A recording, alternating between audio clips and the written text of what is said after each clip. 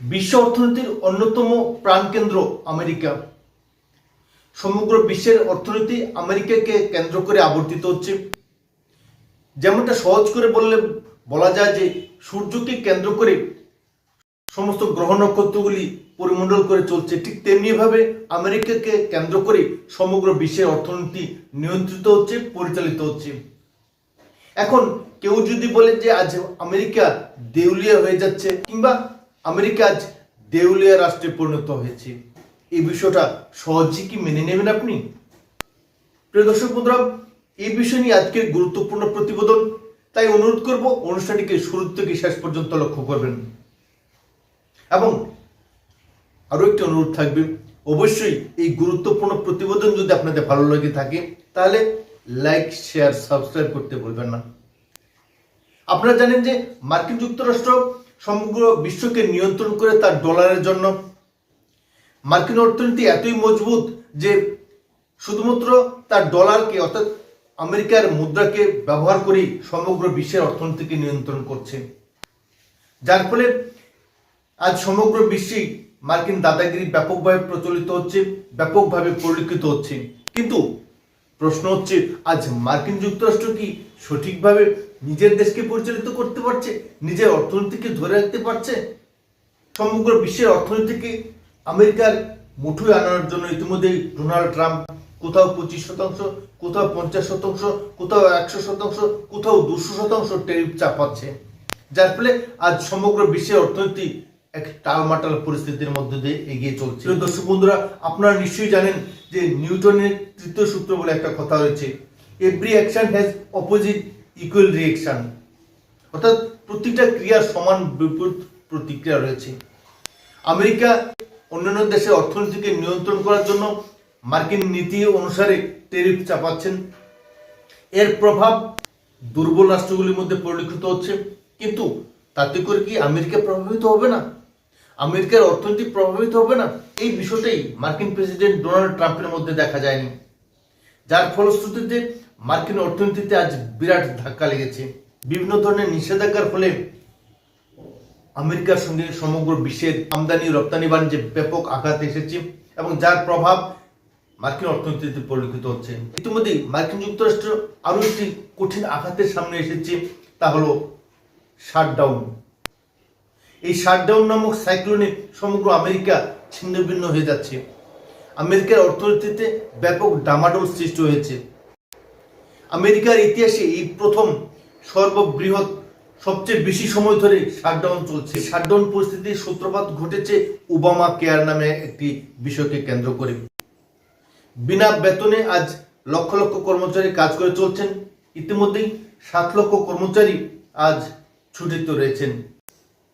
দেশ পরিচালনার জন্য মার্কিন প্রেসিডেন্টের হাতে একটি টাকাও নেই, যার ফলে এই একটিমাত্র বিরোধকে কেন্দ্র করে আজ মার্কিন যুক্তরাষ্ট্র বরবাদের পথে।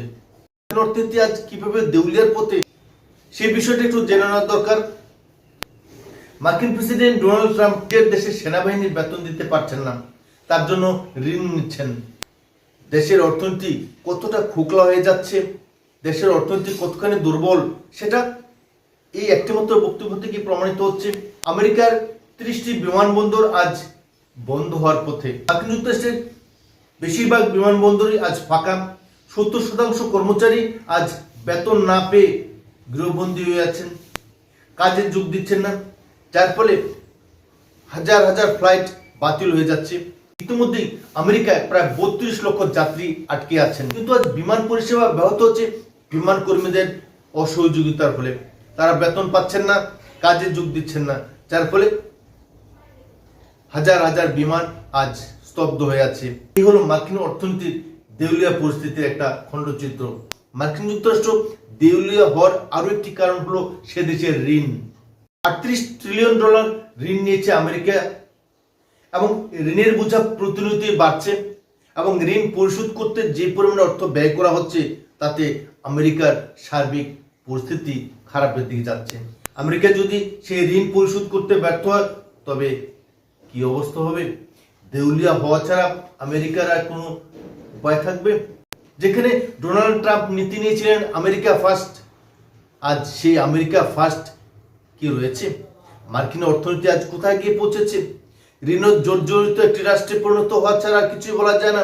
পাকিস্তান যেমন ঋণ জর্জরিত একটি রাষ্ট্র, অথচ দেশের জনগণের কথা চিন্তা না করে পাকিস্তান যেমন বিভিন্ন অস্ত্র প্রতিযোগিতায় নিজেকে জড়িয়ে ফেলছে, ঠিক তেমনি ভাবে আমেরিকাও দেশের জনগণের সামনে যখন আজ খাদ্য সংকট, ইতিমধ্যে মার্কিন যুক্তরাষ্ট্রে খাদ্য সংকট এত তীব্র হচ্ছে যে ক্যালিফোর্নিয়ার মতো এলাকাতেও আজ মানুষকে লাইন ধরে খাদ্য সংগ্রহ করতে হচ্ছে, কারণ তাদের হাতে আজ পয়সা নেই। এত কঠিন পরিস্থিতিতে পড়ছে মার্কিন জনগণ, যেখানে মার্কিন যুক্তরাষ্ট্র ভারতীয় অর্থনীতিকে ড্যাড ইকোনমি বলে অভিহিত করেছিলেন। আজ সেই ড্যাড ইকোনমি আজ আমেরিকাকে চ্যালেঞ্জ জানাচ্ছে। আমেরিকা ভারতের উপর বিভিন্ন ধরনের ট্যারিফ চাপালেও ভারতীয় অর্থনীতি ক্রমবর্ধমান গতিতে, বিকাশমান গতিতে এগিয়ে চলছে। আভ্যন্তরীণ উৎপাদনে ব্যাপকতা পাচ্ছে, বৈদেশিক মুদ্রা ভান্ডার বিরাট আকার নিচ্ছে। আমেরিকার এই ঋণের পরিমাণ যে কত বিশাল তা সহজভাবে বলতে গেলে দক্ষিণ আমেরিকা, ইউরোপ এবং আফ্রিকার মোট জিডিপির তুলনায় অনেক বেশি।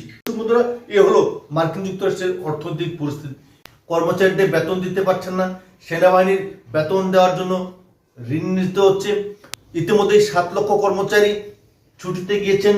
30টিরও বেশি বিমানবন্দরে আজ 70% কর্মচারী ছাঁটাই হয়ে গেছেন কিংবা কাজে যোগ দিচ্ছেন না। 32 লক্ষ বিমান যাত্রী আজ বিভিন্ন বিমানবন্দরে আটকে আছেন, তাদের উড়ান বাতিল হয়ে গিয়েছে। দেশের মানুষকে আজ লাইন দিয়ে খাদ্য সংগ্রহ করতে হচ্ছে। এ হলো আমেরিকার বর্তমান পরিস্থিতি। এই রাষ্ট্র যদি প্রাকৃতিক বিপর্যয়ে বিপর্যস্ত হয় কিংবা অন্য কোনো রাষ্ট্রের সঙ্গে সরাসরি সামরিক সংঘর্ষে লিপ্ত হয়, তবে নিশ্চিতভাবে বলা যায় যে মার্কিন অর্থনীতি যে কোনো মুহূর্তেই বরবাদ হবে, দেউলিয়া হয়ে যাবে। আমেরিকার আভ্যন্তরীণ পরিস্থিতি কি তা একটু জানার চেষ্টা করবেন, তাহলে আরো বেশি স্বচ্ছ ধারণা হয়ে যাবে যে মার্কিন যুক্তরাষ্ট্র কতটা খোকা গেছে, দেশের অর্থনীতি কতখানি বিপর্যস্ত।